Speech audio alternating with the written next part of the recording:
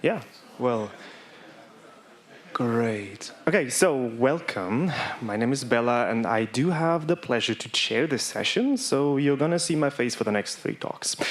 Service announcement. You are in room helium-3. If that's not the room, then you should get out now. Otherwise, I would ask you not to leave during the talk, except for an emergency. So this thing, we're going to do a 25 plus 5 kind of time frame. So 25 minutes of talk, and then we're going to have at least 5 minutes of Q&A. And I'm pretty sure you are aware of this right now. But again, if you want to ask a question, use the Slido.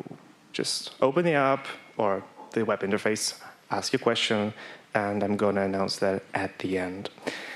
And with that out of the way, let me introduce our first talk, Benchmarking Time Series Models with sktime. Our presenter today is Benedikt Heidrich.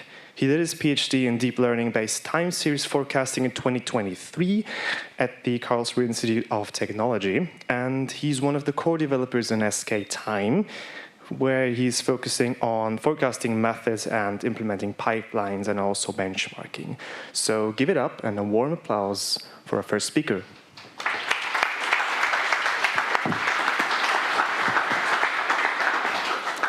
Thank you for the nice introduction. My name is, as mentioned, Benedikt Heidrich, and it's a pleasure that I can present to you today how you can benchmark time series foundation model with an sktime. So who of you is familiar with sktime? A few one, or more than a few one, but let's repeat what sktime is. So sktime is an open source toolbox for time series machine learning. It offers unified Python interfaces for different estimators for different tasks, like in scikit-learn. So for each task type, such as classification, forecasting, we have a unified interface. All of these estimators are composable and modular. You can build up pipelines using transformations like deserialization and then forecasting algorithms. You can do composition. This means building ensemble models out from arbitrary other estimators or using scikit-learn regressors within sktime, which is called reduction.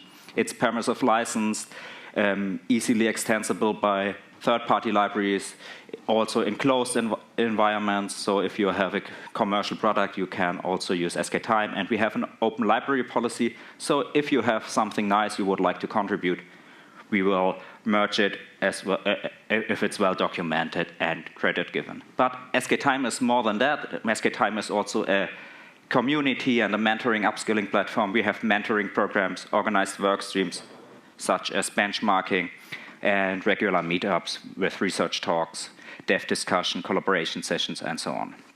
And finally, we are also openly governed.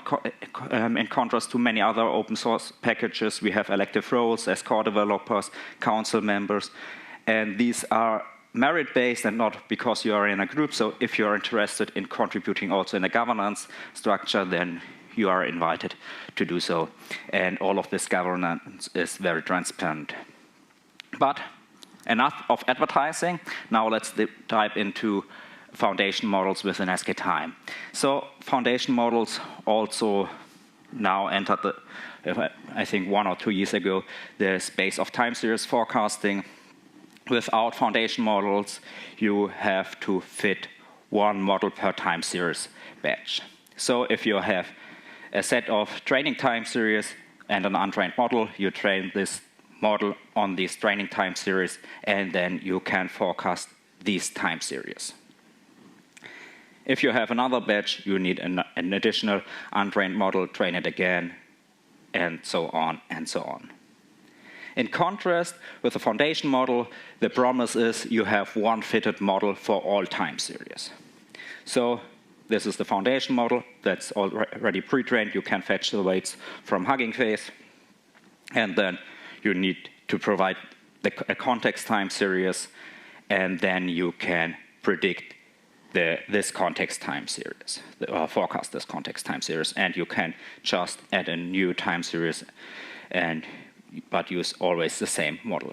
In sktime, we have multiple time series foundation models that are supported. For example, we have Morai, Tiny Times Mixer, Kronos, Kronos Bolt, Times FM, Time MOE, and this list is growing. So we have also several open pull requests. I added like Llama and Moment FM here.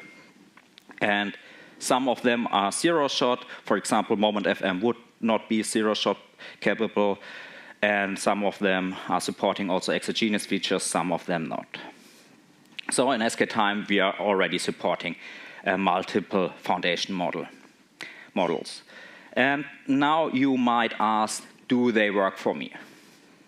And if you take a look into the literature, then you see some blog posts, some posts on LinkedIn that are very hyped and excited about time series foundation models, saying that this is a great revolution in AI forecasting, or that there is a boom of time series foundation models for forecasting. However, there are also very skeptical comments. For example, the blog post transformers are what you do not need from Valerie Manakin, or oh, sorry, I messed it up a bit. Or a blog post from Christoph Bergmeier, who is quite famous also. And now if you check this literature and check the advantages or disadvantages, there are some obvious advantages, so you do not need to train them before applying them, so I think that's quite cool. And if you trust all the papers, then the performance of the models is quite promising according to the reported numbers. However, there are also disadvantages, so if you need to train them by yourself, it's very expensive since they are large for time series models. For LLMs in general, they are pretty small, but it still takes some time. What's happening? Okay. It seems that there are some technical issues.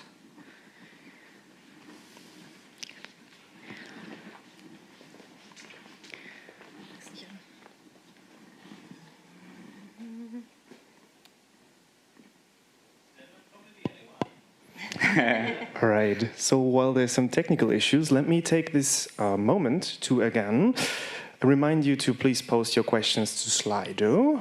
Any questions? Well, okay, and we're back, maybe. Back on track, yes. This one. Okay. That was fast. Thanks for the stand-up comedy. Okay, now, so I mentioned they are very expensive to train, and as mentioned, it's not very clear if they are better than existing methods.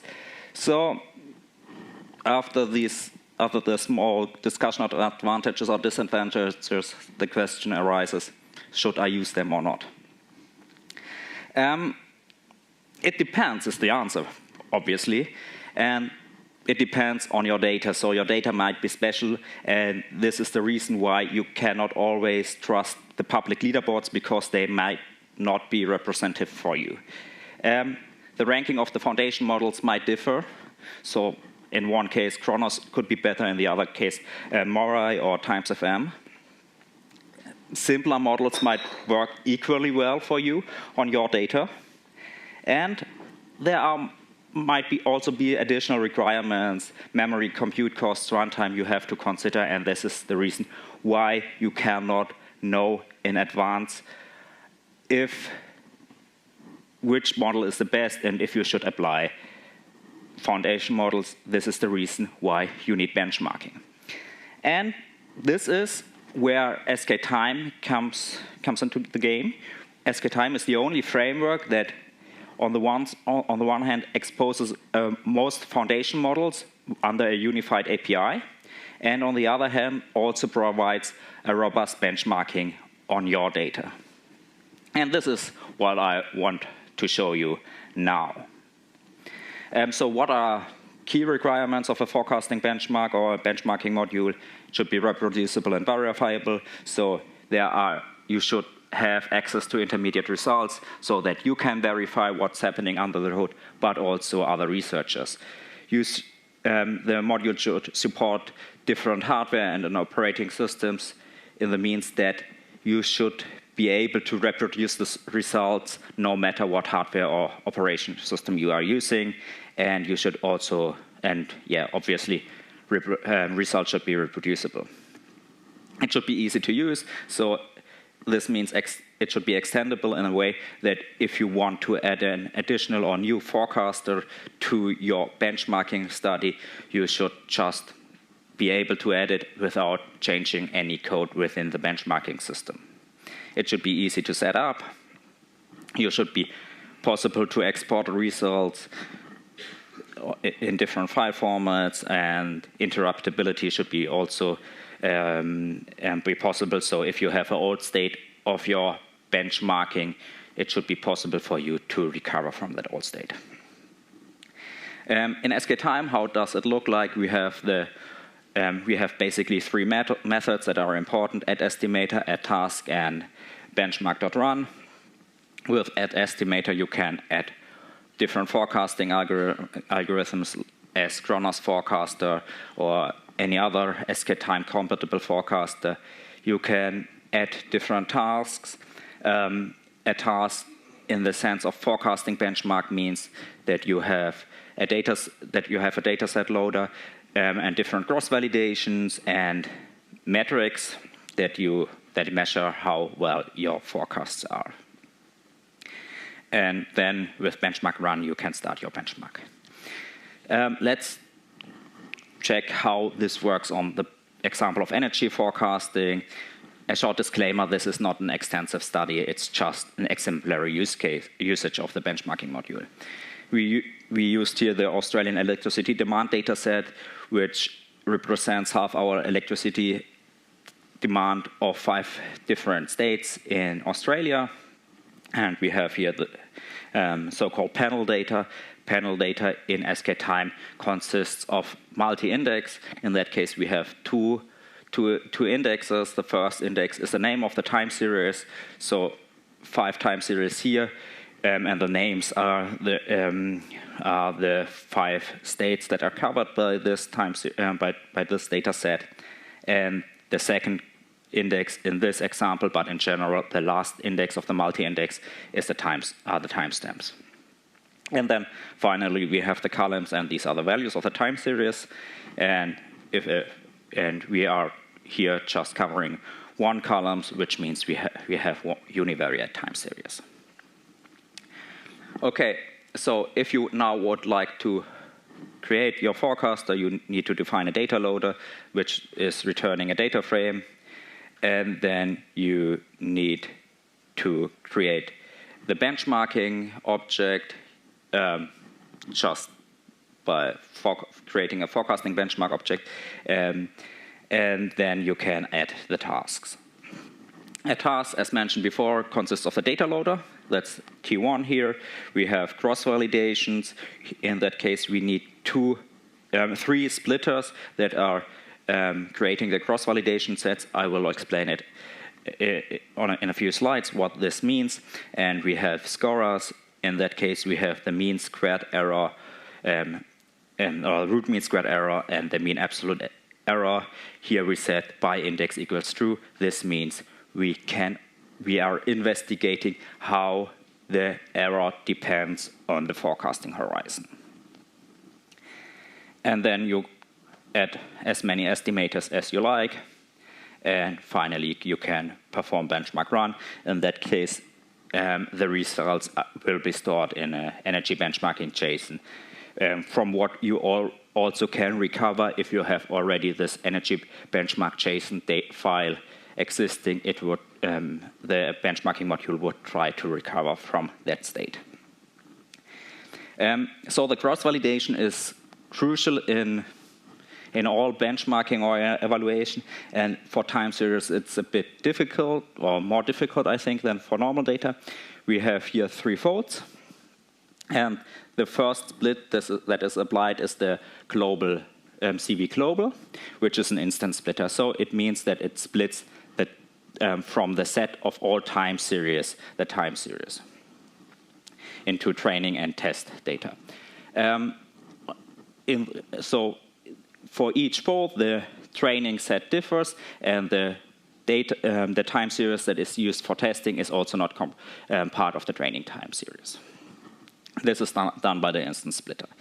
Then the second one is the global temporal splitter. The global temporal splitter is often forgotten in time series benchmarking. It is important to avoid data leakage across different time series. So with a CV global, with the instance splitter, we would ensure that the training time series and the test time series differ. However, there might be effects, for example, COVID, which can be part of the training time series, but also of the testing time series, and then you would have a data leakage even if this time series was not part of your training time series. And then finally, we have the normal cross-validation, which is splitting the test time series into a training, and into a context and into a target part. And with that, we can perform a benchmarking.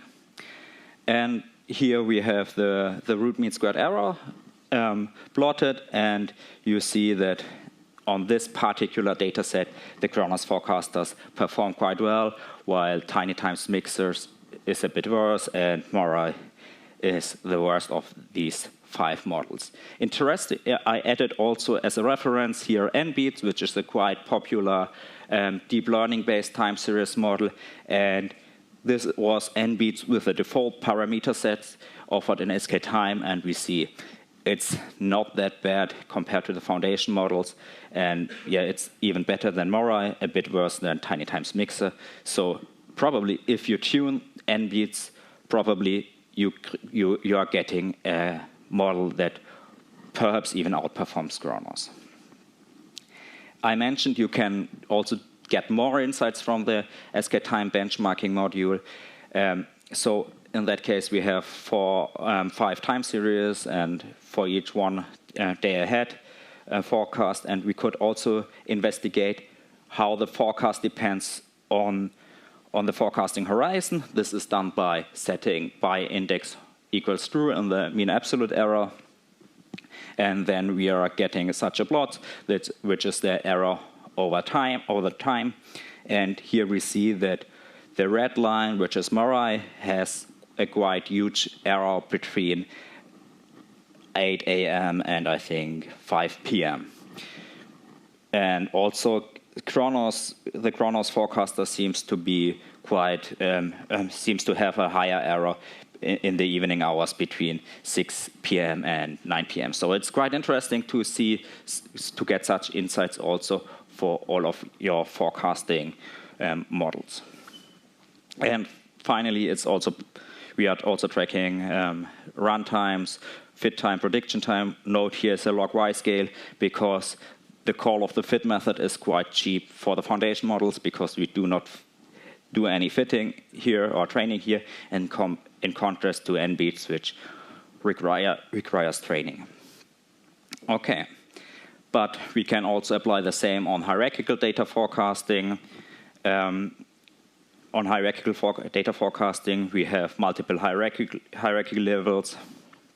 In this example, we have 2, agency and SKU, and we have also aggregations. That is basically the sum over all SKUs or agency in the combinations. And we have, again, the columns as the values of the time series. And now, here, again, the root mean squared error and the mean squared error, not over the time, but for each combination of agency and SKU. And in that case, compared to the energy time series forecasting, Kronos is much worse than the other models, and NBeats is even the best in this evaluation. So it shows, do your benchmarking before applying your foundation model or your time series model in general. Okay, now coming to the conclusion and to the outlook. The current state of the benchmarking model is that we revised it during the past months, and also extended to be compatible to global forecasters. And the next steps would be to extend it for other tasks as classification, anomaly detection, and so on. And also perhaps to set up a leaderboard on Hugging Face, so that's also some kind of call of action for you. So if you're interested in doing that, or if you have interesting data to be shared that are not publicly available, then reach out to us. If you are in general interested in starting with sktime, we have plenty of tutorials, video introductions, or you just install sktime and try it out.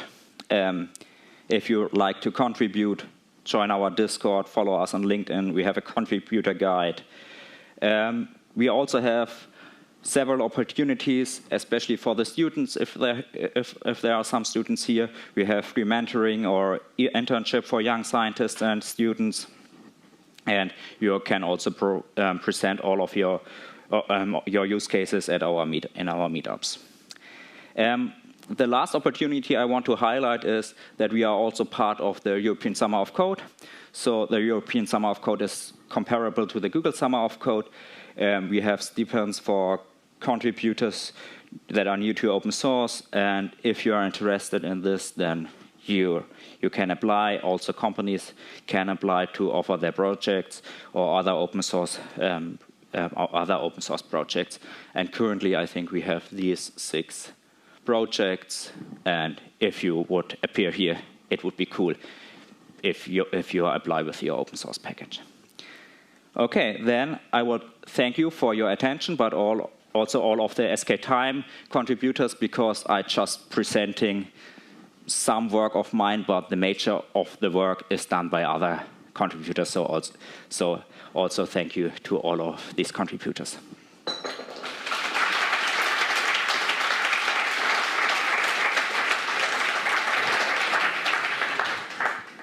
All right. Thank you for the amazing talk. We have a lot of questions. So while I'm going to read the first one, please take the time to upvote on the questions that you would like to see answered here. Otherwise, they're going to be posted to the archive, and you can continue your conversation later or via Discord. Okay, let's start. Question by Anne. How do foundation models compare to simple statistical models? You need to do benchmarking for comparing them. So I think that's the short answer. And yeah, it depends who you are asking. So I know that there are people at Amazon, at Zalando, that are using transformers to predict their retail and their demand. But I also knew people that are saying, transformers are not working for time series in general. So it really depends. And yeah, so do your benchmarking on your data to figure out if statistical models are better than foundation models. All right, next one. Is it possible to fine-tune the models before applying them? Within sktime, currently not, but we are trying to extend it to build a compositor here. Let's go. Can I use the sktime forecasting benchmark in combination with experiment tracking tools like MLflow? This is something on our roadmap, yes. Right. Sorry. Next question by Max. Can you share examples of successful industry applications of the promising studies around time series foundation models that report positive results in science? Whoa, tough question. I'm not for forecasting foundation model. I'm not aware that for industry projects that they are used within different industry projects. But I knew that, for example, Heidrich is using forecasting models from sktime. So in the scientific space, not by heart, sorry. All right, next one by someone anonymous. Can sktime also be useful for time series classification? Yes. Right, next one. Amazing, just keep it going. Does it offer more models than darts or AutoGluon? Tough question. I have no idea how many models are implemented in darts or AutoGluon. Yes, by a large margin, 400. Okay, thank you, Franz. There, you got it. All right. Do you think time series foundation models will at some point become as powerful as foundation LLMs?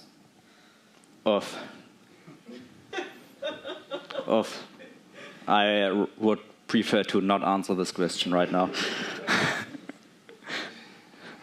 All right. Did you identify any trends, which kinds of data were better suited for foundation models and which performed better on a task-specific model? No. Here we go. Do the foundation models offered by sktime differ in input-output requirements, such as horizon lengths, in parentheses, long, short horizons? Okay, so we are supporting the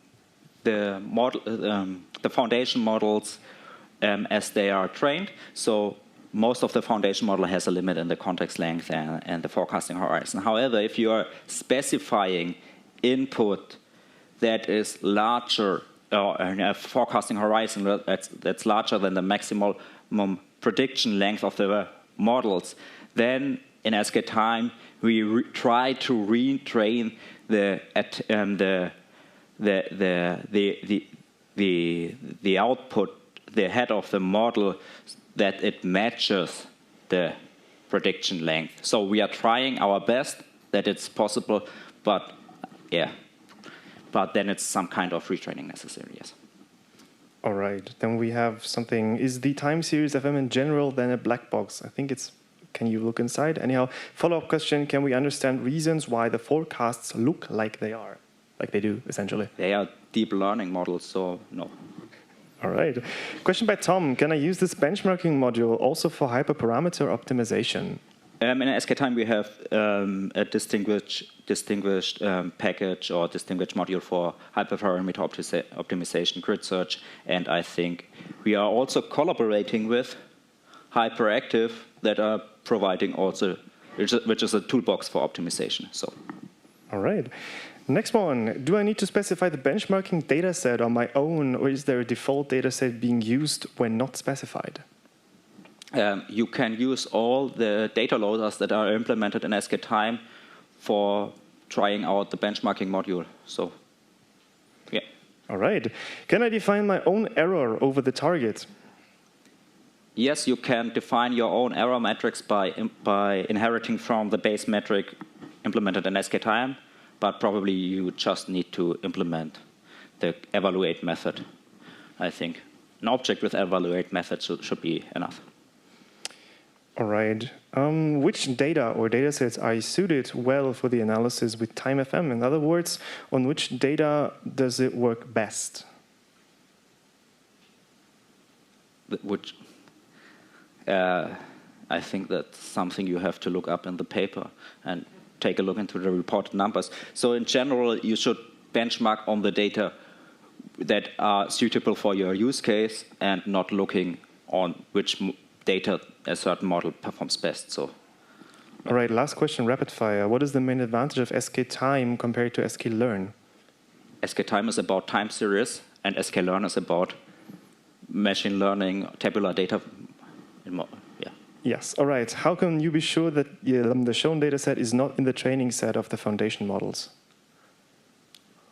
That's not possible because to a certain amount we have to trust the providers of the foundation model that some time series are not included, but I hope that if you are having an internal use case on your own data, that this data is not part of the data set of the provider. So, yeah. Yeah, okay, let's just hope that. With that, we're out of time. Thanks to our speaker again for this amazing talk.